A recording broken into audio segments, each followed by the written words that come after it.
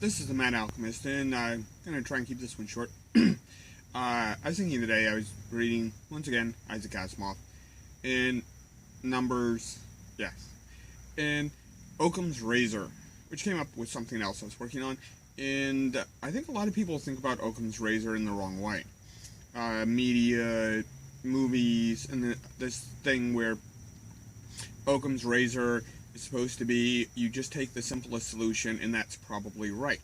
And that's not really how it works. Really, the idea with Occam's Razor is the simplest solution is preferable. Preferable in the way that you can test it. Is it falsifiable? Can you test it to be false? And if you think about this a little bit, it really does make sense. So you say, oh, you have a problem. Like a question problem. And you want to figure it out. So you start off with the simplest possible answer, because that would be the simplest thing to figure out if it's wrong.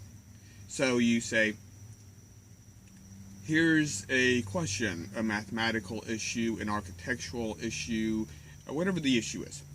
And you say, what is the simplest solution? And you start with that one. And you say, can we test this? Because you want to do that. You want to be able to test it, find it falsifiable. So in many cases, the simplest solution might not be the answer. But you can just, bam, that's out of the way. It's not that one. And then you can move on to the next simplest solution. And then you can test that one. And if it's false, then you keep moving on until it's true. It's testifiable, true. You get other people to test the same thing. They get the same results. You say, okay, that's it. We've solved this one within these parameters. That doesn't mean you stop.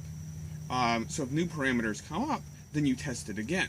So you can test how carbon interacts in organic chemistry at standard temperature and pressure.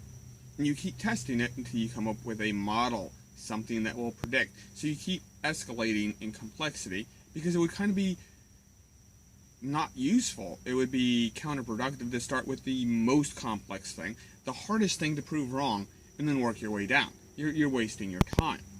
And in many cases, this means you do end up with some pretty complex answers. But you start from the bottom up instead of the top down. So you figure out the simple ones, go, nope, not that one, nope, not that one, nope, not that one. You get up here and you go, oh, that does it. That predicts everything carbon's going to do at standard temperature and pressure.